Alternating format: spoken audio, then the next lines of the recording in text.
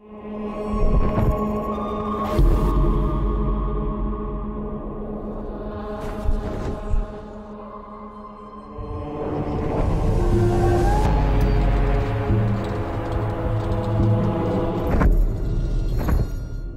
Inferno, there's just nowhere to just hang out. You know, I'm just going to go to the jacuzzi area. Anger is all about just intense violence and rage. Everything in the world is against you. Cutting limbs off, heads are coming off. Boom, boom, boom. Anger is definitely a level that Dante can sort of unleash his fury in.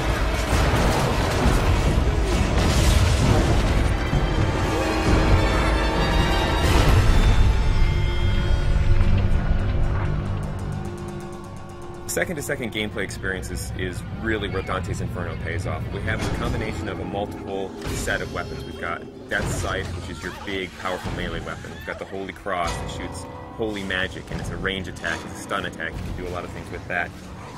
In addition to that, we have magic. You'll have magic powers that are on the righteous side and the unholy side. If you're in trouble and you want to like get out of the way or jump in the air or roll over there, whip out the scythe, blast with the cross, all those things just kind of lead into each other. You don't kind of have to start up something else. The main thing is you have a big ass scythe in your hand. We had like a sword at first. It wasn't feeling right. It just felt small and puny. The scythe's the thing here. That's almost the other character in there. The scythe that Dante uses is actually Death's Sight. It's dark, it's evil, it's punishing, it's sharp.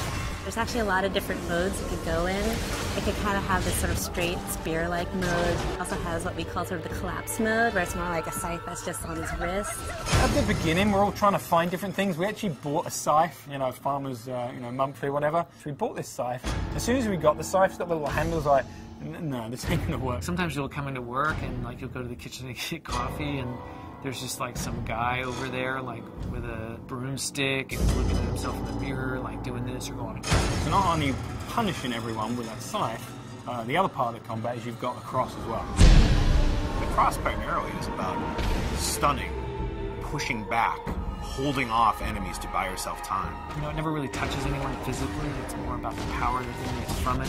It's a little bit more about crowd control. I kind of liken it to sort of like the Force in Star Wars. It's really used as a great way to either set up a combo or a way to hold them in place while you then beat the shit out of them with the scythe.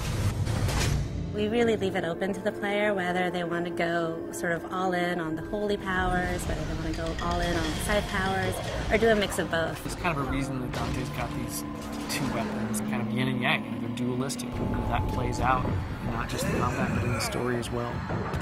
That's the whole personality of Dante's Inferno. The most important thing to us was making sure that the combat felt awesome. One of the big things that we wanted to do in Dante's Inferno is really have the game run at 60 frames per second. 60 feels free, it feels fluid. 30 feels like you're drunk.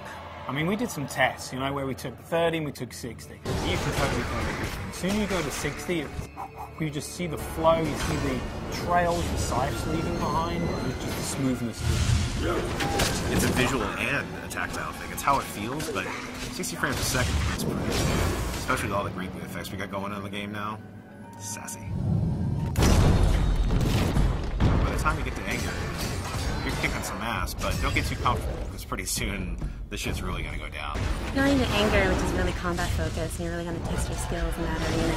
Then you're going to go into Heresy, which I think will make you think about certain things that you may not normally think about in a video game. Dante starts to go wild. It's madness.